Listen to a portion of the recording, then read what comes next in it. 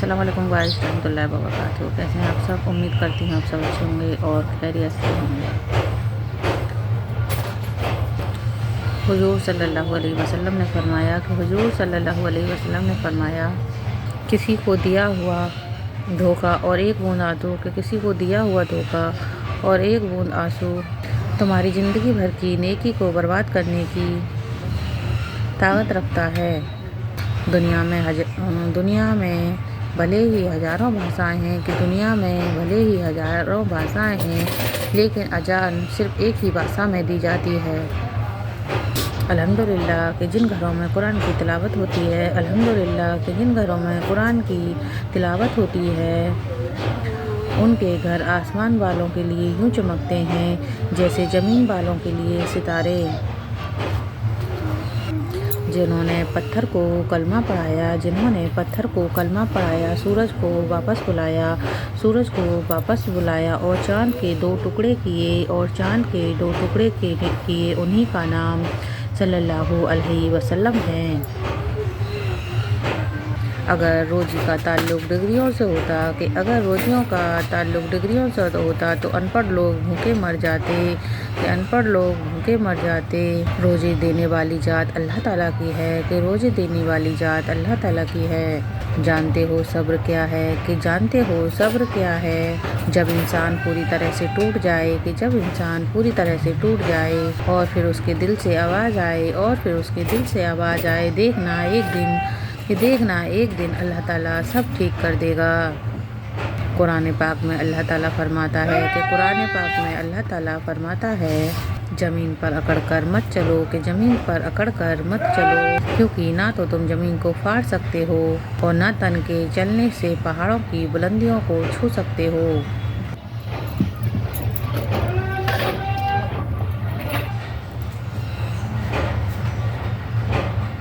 نبی کریم صلی اللہ علیہ وسلم نے فرمایا کہ جو شخص رات کو وضو کر کے سوتا ہے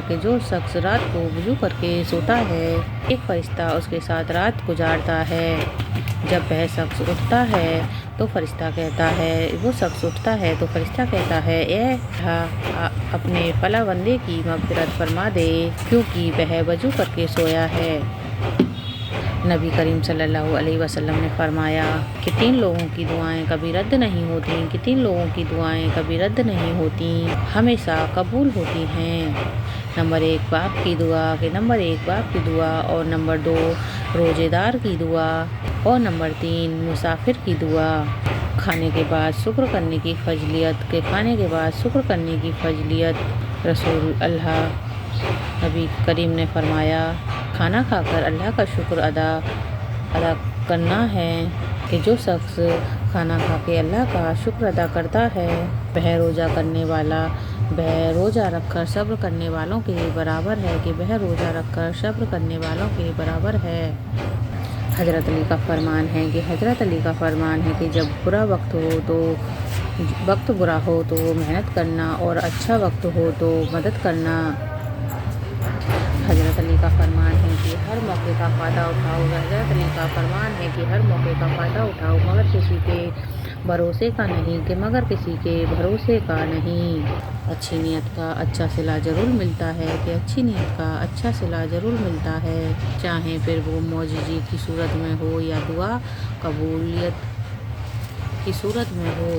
جب کوئی پریشانی حل نہ ہو رہی ہو اور نہ ختم ہو رہی ہو تو آپ درود شریف کی کثرت کر لیں، مشکل ختم ہو جائے گی۔ جب کسی کو رشتہ ختم کرنا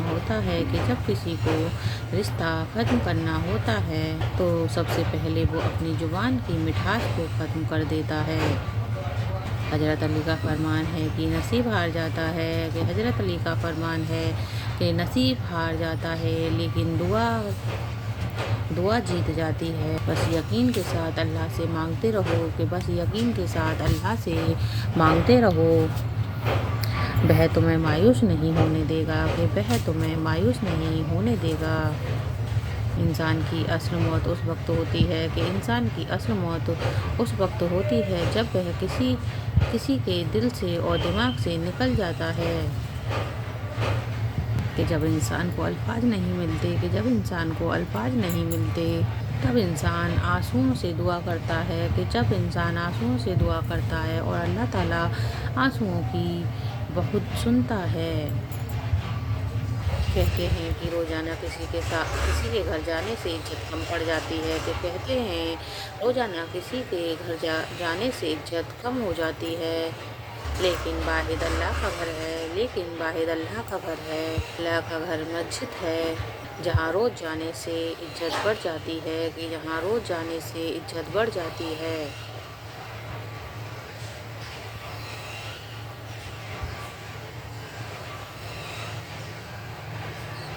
اللہ تعالیٰ فرماتا ہے کہ یقیناً آنے والے حالات تمہارے لیے پہلے حالات سے بہتر ہوں گے۔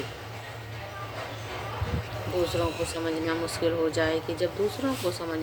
ہو جائے تو اپنے آپ کو سمجھا لینا ہی بہتر ہے۔ اگر میری ویڈیو آپ کو پسند آئی تو پلیز سپورٹ کریں اور مجھے آگے بڑھائیں۔